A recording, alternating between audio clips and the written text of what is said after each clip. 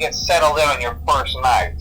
I actually worked in that office before you. I'm finishing up my last week now, as a matter of fact, so I know it can be a bit overwhelming, but I'm going to tell you there's nothing to worry about. You'll be fine. So let's just focus on getting you through your first week, okay?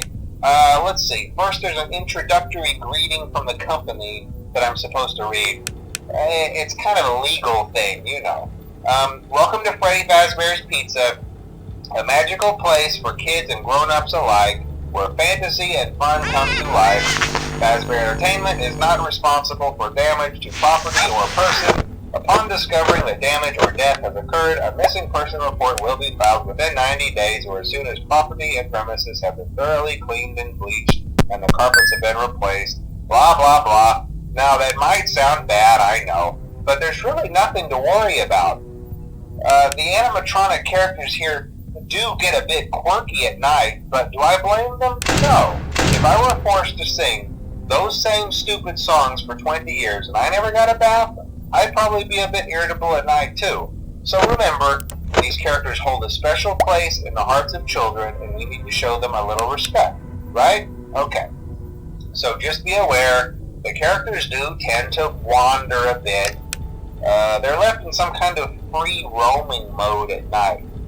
Something about their servos locking up if they get turned off for too long.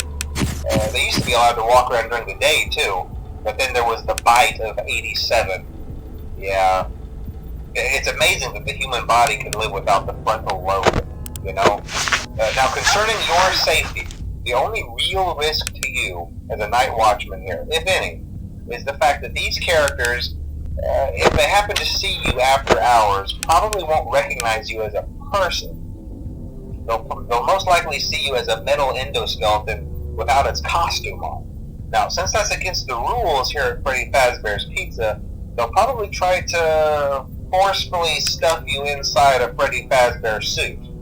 Now, that wouldn't be so bad if the suits themselves weren't filled with cross beams, wires, and animatronic devices, especially around the facial area.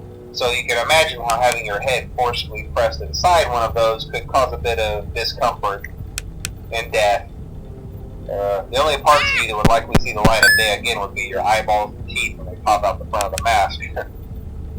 Yeah, they don't tell you these things when you sign up. But hey, first station of the breeze. I'll chat with you tomorrow. Check those cameras and remember to close the doors only if absolutely necessary. Gotta conserve power. Alright, good night.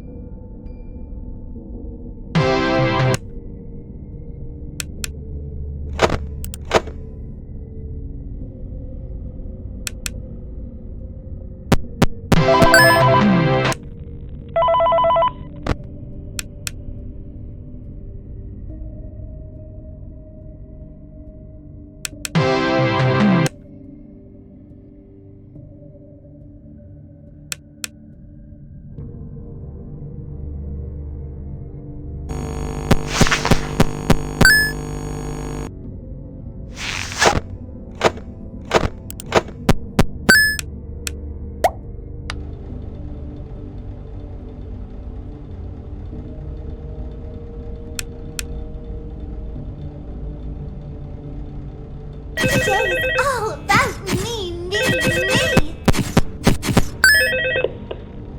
Hello? Hello and welcome to your new summer job at the new and improved Freddy Fazbear's Pizza. I'm here to talk you through some of the things you can expect to see during your first week here and to help you get started down this new and exciting career path.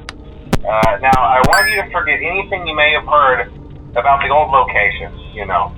Some people still have a somewhat negative impression of the company.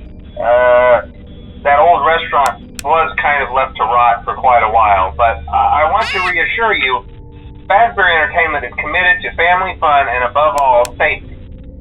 They've spent a small fortune on these new animatronics. Facial recognition, advanced mobility, they even let them walk around during the day. Isn't that neat? But most importantly, they're all tied into some kind of criminal database so they can detect a predator a mile away. Heck, we should be paying them to guard you. Now that being said, no new system is without its kinks. You're only the second guard to work at that location. The first guy finished his week but complained about conditions. We switched him over to the day shift. So, hey, lucky you, right?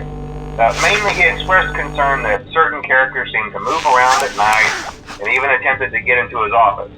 Now, from what we know, that should be impossible. That restaurant should be the safest place on Earth.